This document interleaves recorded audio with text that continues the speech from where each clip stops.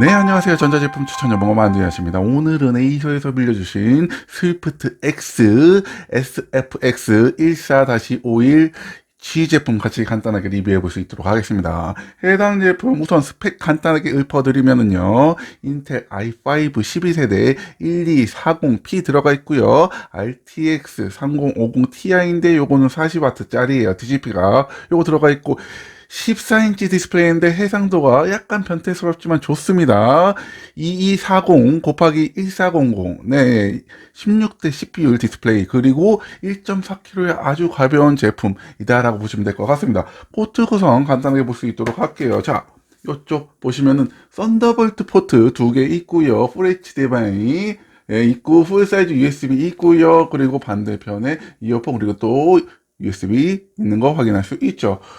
나름 만듦새 풀메탈 바디로서 단단하게 잘 만들었고요. 앞서 말씀드린 바와 같이 1.4kg라서 들고 다니면서 쓸 수 있는 괜찮은 제품이다 라고 보시면 될 것 같습니다. 자, 이제 제가 늘 해오던 방식대로 최대 개방각은 이 정도 돼요. 네, 최대 개방각 이 정도다. 오케이. 자, 그러면 제가 늘 해오던 방식대로 벤치마크 읽어드리고 장단점 집어드릴 수 있도록 할게요.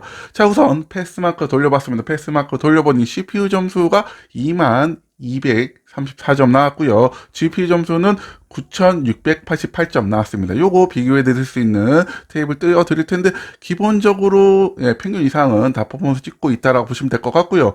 요 그래픽 카드 같은 경우는 3050 Ti 40W라서 성능이 좀 떨어질 줄 알았는데 그래도 평균 정도는 뽑아주고 있다라고 보시면 될 것 같습니다. 자, 이제 킥벤치로 넘어갈 수 있도록 할게요. 킥벤치 CPU 점수 8468점 나왔고요. GPU는 6914점 나온 거 확인할 수 있어요. 이것도 좀 비교해 드리면은 우선 CPU 같은 경우는 i9 990K, 9900K 요거는 비슷하다라고 보시면 될 거고, 저기 위에 보면은 17세대 i7 11700 요거랑 대탑용 CPU랑 비슷한 성능이다. 성능 꽤나 괜찮죠. i5인데 요 정도 성능 보여준다라고 보시면 될 것 같고, GPU 같은 경우는 저기 위에 보시면은 GTX 1080 Ti 있고, 그리고 바로 밑에 보시면은 요 GTX 1660 슈퍼 있습니다. 딱 요 정도 성능 뽑아주는 그런 제품이다라고 보시면 될 것 같아요.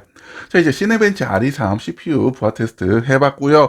요거 벤치마크 결과는 멀티코어 기준으로 8678점 나온 거 확인할 수 있었습니다. PC마크 같은 경우는 6366점 나왔고요. 그리고 파이어 스트라이크 같은 경우는 9960점, 타임스파이는 4610점 나온 거, 601점 나온 거 확인할 수 있었어요. 그래서 40W짜리 TGP GPU를 달긴 했지만 그래도 나름 선방하는 성능을 보여주고 있다라고 생각이 됩니다. 자, 이제 발열 테스트로 넘어갈 수 있도록 할게요. 자, CPU, GPU 발열 테스트 해봤고요. 우선 CPU 시네벤치 RE3을 30분을 쭉 돌려봤습니다. 그래서 한 번 돌렸을 때랑 30분째 돌렸을 때랑 성능 비교해 보니까 93.8%, 약 6.2% 하락이 발생하는데 꽤나 괜찮은 편이에요. 네네. 10% 이상에서 방어를 해냈다라는 거는 나름 선방했다라고 생각을 합니다. 해당 테스트 시 내부 온도는 이게 좀 초반에 들쭉날쭉 하다가 90도대에서 안정화되는 걸 확인할 수 있었습니다. 그리고 전력 소모, CPU TDP 같은 경우는 28W로, 요 i7, i5 1240P 기본 스펙은 꾸준하게 지키고 있다라고 보시면 될 것 같고요. 표면 온도 측정을 해봤습니다. 표면 온도 측정을 해보니 최고점의 온도가 45도, 키보드 단의 온도는 42도로 성능치고는 표면 발열도 나름 잘 잡혀 있다라고 보시면 될 것 같아요. 그리고 마지막 소음 같은 경우는 47dB 나왔습니다. 그래서 일반적으로 사무용 노트북이 45dB 저는 예상을 하거든요. 그거보다 조금 높게 나왔다. 다만 해당 테스트는 팬 소음을 그러니까 요 펑션 F키를 누르면은 모드를 변경할 수 있습니다. 펑션 F키 이렇게 보이시나요? 자자자. 이렇게 해서 최고 성능 기준으로 테스트했다라고 보시면 될 것 같아요. 그래서 요 팬 컨트롤 프로그램 이용하면은 더 정숙한 상태로 테스트를 쓸 수 있다라고 보시면 될 것 같습니다. 자, 다음으로 GPU 부하 테스트 타임스파이 20번 돌려봤고요. 결과 보시면은 97.8%입니다. 약 2.2%의 하락했는데 이건 거의 없다라고 봐야죠. 네, 아무래도 TGP가 낮은 제품이다 보니까 빡세게 돌리더라도 성능 하락이 아주 미비한 정도로밖에 발생하지 않는다. 꾸준하게 게임하더라도 성능 저하는 발생하지 않는다라고 보시면 될 것 같고요. 우선 테스트 시 내부 온도, GPU 온도는 약 67도대에서 안정화되는 걸 볼 수 있습니다. 꽤나 괜찮죠. 60도대. 그리고 TGP 같은 경우는 40W에서 안정화되는 걸 확인할 수 있었고요. 표면 온도 같은 경우는 최고점의 온도가 44도, 그리고 키보드 단위 온도는 42도로 확인이 되었습니다. 마지막으로 소음 같은 경우는 CPU 부하보다는 조금 더 낮아요. 52dB로 게이밍 노트북보다는 확실히 좀 더 정숙한 편이다 라고 보시면 될 것 같아요. 다시 말씀드리지만 컨트롤 센터를 이용을 해서 팬 소음을 조절할 수 있거든요. 최대의 팬 소음 기준으로 테스트했다라고 보시면 될 것 같습니다. 자, 이제 패널로 넘어갈 수 있도록 할게요. 해당 패널 꽤나 괜찮습니다. 우선 패널 총점 말씀드리면은 5점 만점에 4.5점 나왔고요. 네. 그리고, 자, 우선 해상도가 2.2K입니다. 약간 변태 같은 해상도지만 FHD보다는 확실히 더 해상력이 높다라고 보시면 될 것 같고요. sRGB 100% 지원하고요. 최대 밝기 같은 경우는 333니트 정도 나오는 거 확인했습니다. 실내에서 사용하는 데는 충분하고요. 막 햇볕이 쨍쨍하지 않은 실외, 야외에서도 있지 않을까라고 생각이 되는 그런 정도의 밝기였어요. 자, 60Hz 디스플레이의 마지막으로 색 정확도가 1.38이거든요. 요거 진짜 괜찮은 편이에요. 1.38이면 진짜 괜찮은 편이에요. 진짜 막 전문가들이 쓰는 게 1.2하대를 쓰는데 얘가 1.38이면은 충분히 정말 뭔가 출력하는 그런 빡센 디자인 작업이 아닌 이상은 충분히 쓰고도 좋은 색 정확도를 보여주고 있는 디스플레이를 장착하고 있다라고 보시면 될 것 같습니다. 자, 이제 배터리 테스트로 넘어갈 수 있도록 할게요. 최대 밝기로 유튜브 풀재생 해봤고요. 4시간 1분 찍었습니다. 아쉬워요. 아쉽습니다. 네, 한 5시간 이상만 나와서, 이랬을 텐데, 4시간 좀 아쉽긴 합니다. 외장 그래픽이 있는 제품이다 보니까 어쩔 수 없는 부분인 건 이해합니다. 그리고 추가적으로 썬더볼트를 통해서 USB PD 충전 가능하니까, 외장 배터리라든지 이용해서 충전할 수 있다라고 보시면 될 것 같습니다. 이거는 좀, 보완할 수 있는 수단이 있다. 오케이. 자, 이제 스피커 테스트 보고 오실게요.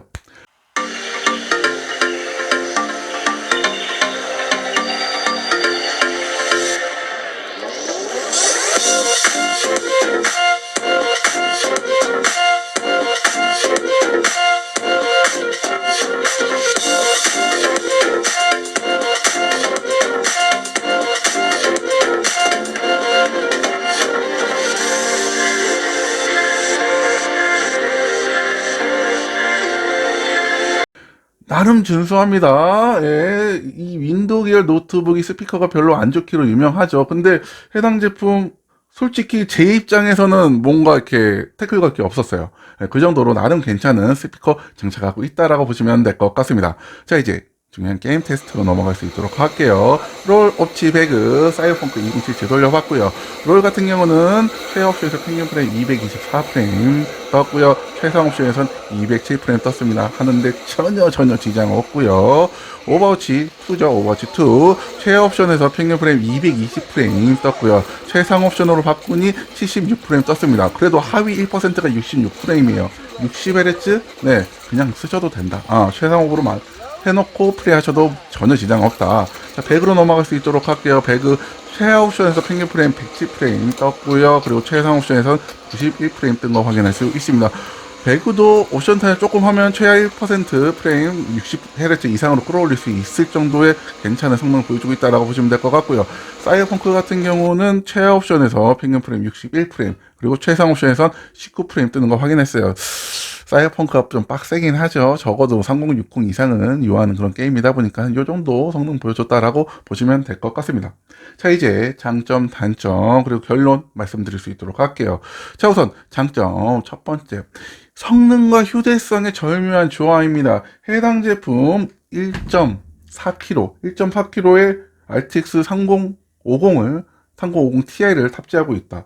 들고 다니면서 쓸 수 있는 막강한 파워의 디바이스다라고 보시면 될 것 같고요. 그거 첫 번째 장점. 두 번째 디스플레이입니다. 2.2K 해상도의 16:10 비율 디스플레이. 그리고 꽤나 점수가 높아요. 색 정확도라든지 sRGB라든지 전혀 꿀릴 게 없는 그런 제품입니다. 그래서 배율도 업무하기 꽤나 괜찮고요. 해상도도 FHD 대비 더 많은 정보를 뿌려줄 수 있을 정도로 좋은 디스플레이다. 그게 두 번째 장점. 자, 세 번째 장점 같은 경우는 썬더볼트가 두 개가 장착되어 있죠. 예, 요거 썬더볼트. 그래서 썬더볼트 액세서리를 이용할 수 있다. 전작 같은 경우는 라이젠 CPU를 장착을 하고 있었기 때문에 썬더볼트를 쓸 수 없었는데 요번 제품은 인텔 i5를 장착을 하면서 썬더볼트 포트 두 개 있기 때문에 썬더볼트 액세서리를 쓸 수 있다라는 게 마지막 장점이 세 번째 장점이 될 것 같아요. 그리고 마지막 장점 같은 경우는 나름 가성비다. 나름 가성비. 이게 지금 제품이 한 100만 원대 하거든요. 이게 왜 가성비냐라고 하실 수 있는데 제가 앞서 말씀드린 휴대성, 성능 요거를 중점적으로 봤을 때 100만 원이면 가성비가 맞습니다. 다나와에서 3050 Ti 검색하시고 가격순으로 정리하시고 무게 1에서 1.4kg 때려보세요. 딱 때리면은 요게 최우선 뜨고요. 그거에 유사한 케이스로 하나가 뜨는데 걔는 200만 원이거든요. 성능 차이도 안 나. 그런데 가격이 2배 정도 차이가 납니다. 정말 꽤나 괜찮은 구성 대비 가성비를 띠고 있다라고 보시면 될 것 같습니다. 자, 다음으로 이제 단점으로 넘어갈 수 있도록 할게요. 단점. 첫 번째 배터리예요. 아쉽습니다. 유튜브 4시간 재생 아쉽긴 하죠. 앞서 말씀드린 바와 같이 USB PD 충전을 이용을 해서 뭐 연장할 수는 있긴 하지만 그래도 아쉬운 건 아쉬운 거다. 첫 번째 단점. 자, 두 번째 TGP, GPU의 TGP가 40W입니다. 요 3050 Ti의 TGP가 80W까지 지원하는 걸로 알고 있거든요. 그거 대비 뭐 반토막 수준이긴 하지만 어쩔 수 없는 건 알지만 그래도 아쉬운 건 아쉬운 거다라고 두 번째 단점 찝을 수 있을 것 같고요. 마지막 단점 같은 경우는 14인치 모니터. 이게 휴대성이 중요하신 분들은 14인치 모니터 좋을 수 있어요. 그런데 요즘 대세가 점점점 커지는 대세더라고요. 그래서 기본적으로 15인치가 되어야지 쓸만한 그런 모니터 사이즈가 된다라는 분들이 많으셔가지고 혹시나 좀 눈이 침침해서 작은 글씨 보기 어려우시면은 요 14인치 고해상력 모니터가 조금 버거울 수 있다라는 부분은 유념하시면 좋을 것 같습니다. 자, 그래서 이제 최종 결론 말씀드리면요. 성능, 휴대성, 그리고 가성비를 아주 고루 갖춘 그런 제품을 원한다면 해당 제품 정말 괜찮은 선택이 될 수 있을 것 같아요. 들고 다니면서 영상 편집을 하겠다라고 생각하신다면 해당 제품 원픽이 될 것 같습니다. 일전에 요 스위프트 X 전 모델 같은 경우는 맥북, M1이 작동된 맥북에 뭐 비빌 수 있는 그런 정도의 제품이 나왔는데 요번 제품은 확실히 디스플레이에 더 힘을 주면서 비비는 것 이상의 그런 효용성을 가져오지 않았나라고 생각을 합니다. 자, 이렇게 그러면서 오늘은 간단하게 에이서에서 빌려주신 스위프트 X SFX14-51G 제품 같이 리뷰해봤고요. 오늘 영상도 여러분이 현명한 소비하는데 도움이 되었으면 좋을 것 같습니다. 좋아요, 구독, 사랑이고요. 그럼 남은 하루 행복하시고 이상 만드셨습니다. 그럼 뿅.